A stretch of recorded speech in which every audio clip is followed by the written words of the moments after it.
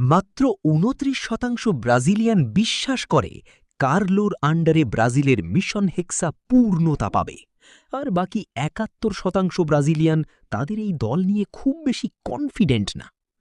অবশ্য চলতি বিশ্বকাপেও ব্রাজিলকে বাকি মিডিয়কর দলগুলোর মতোই বিবেচনা করা হচ্ছে। বলা হচ্ছে ব্রাজিল নিজেদের ইতিহাসে সবচেয়ে দুর্বল স্কোয়াড নিয়ে বিশ্বকাপে যাচ্ছে। অনেকাংশেই সত্য।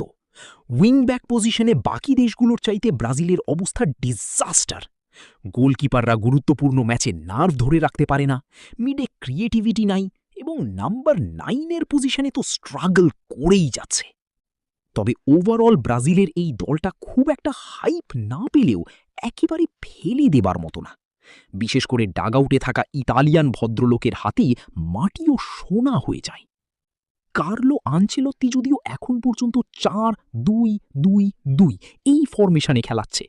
মিডে থাকবে ক্যাপ্টেন ক্যাসিমিরো আর ব্রুনো, আবার চাইলে ৪-৩-৩-এ শিফট হতে পারবে।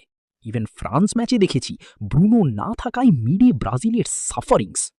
তবে এই ক্ষেত্রে কার্লোকে হেল্প করবে মিডফিল্ডার দানিলো, নাম্বার 8 পজিশনেও খেলতে পারবে, আবার ব্রুনোর রিপ্লেস হিসেবেও কার্লো দানিলোকে ব্যবহার করতে পারবে।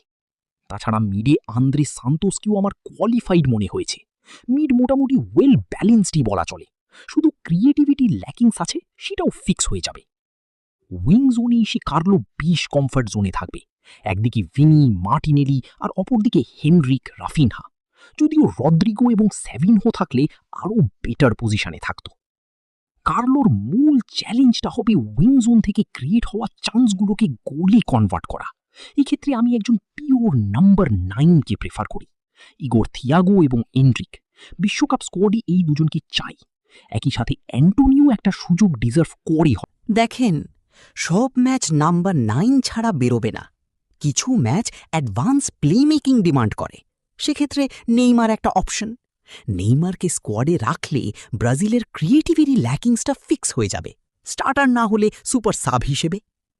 এয়ারে ব্রাজিল কিছুটা এগিয়ে থাকবে। মার্কোর সাথে ক্যাসেমিরো রয়েছে, আর পেনাল্টি বা সেট পিসের জন্য রাপা। তবে ব্রাজিলকে ম্যাচগুলো 90 মিনিটের মধ্যেই শেষ করতে হবে, কারণ শুট আউট বেসড প্লেয়ার নাই ব্রাজিলে।